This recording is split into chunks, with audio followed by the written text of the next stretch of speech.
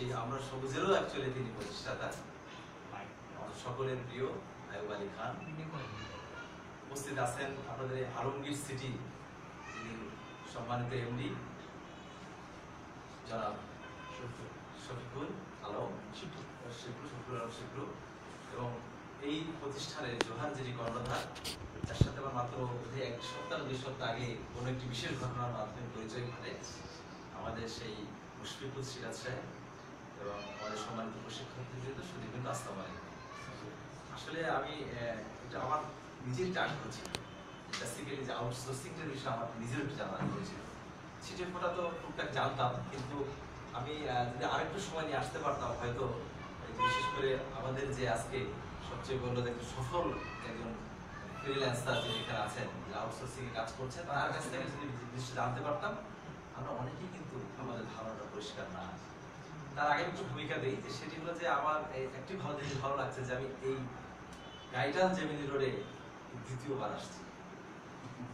মানে প্রথম যখন আমি এখানে এসে জয়েন করেছিলাম, জয়েন করার পরে আমি সার্কিট হসপিটালে তখন তো বাসা নেই, তখন ডরমিটরিতে উঠিনি, তখন সার্কিট হসপিটাল ভাবলাম থেকে আশেপাশে সঙ্গে ঘুরে দেখে হাঁটতে হাঁটতে হাঁটতে হাঁটতে এই রোড দিয়ে ঘুরেছি, টেক্সটাইলটা দেখেছি, এবং এখানে দুইজন খুব বলা যায় যে আমাদের অ্যাডমিন ক্যাডারের 2 দিকপালের কবর দেখেছি, তার সমাধি আছে।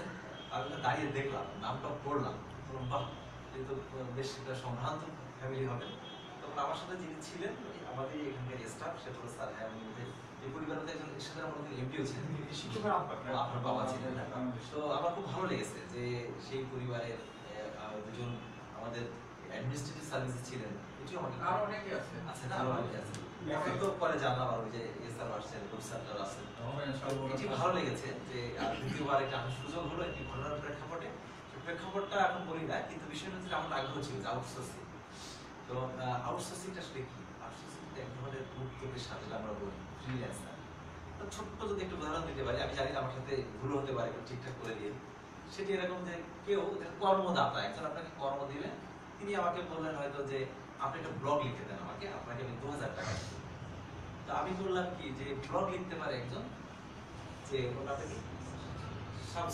শামসুদ্দিনকে বললাম ওইটা না, শামসুদ্দিন আমাদের মৎস্য অফিসের ইন্টার, শামসুদ্দিনকে বললাম শামসুদ্দিন আপনি এই সংক্রান্ত একটা ব্লগ লিখে দেন, আপনাকে 1500 টাকা দেব।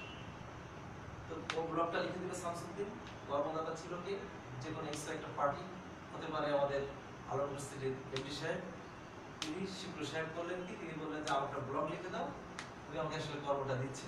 আমি বললাম কি, শামসুদ্দিনের কাছ থেকে সেটি 1500 টাকা লিখে নিলাম, লিখে নিয়ে যখন শিবলু সাহেবকে দিলাম, শিবলু সাহেব আমাদের 2000 টাকা দিয়ে দিল, আমি শামসুদ্দিনকে 1500 টাকা দিলাম, আর আমি 500 টাকা দিলাম। এই সব মিলে কিন্তু একটি কাজ আমরা সমাধান করলাম। এটা এক ধরনের আউটসোর্সিং।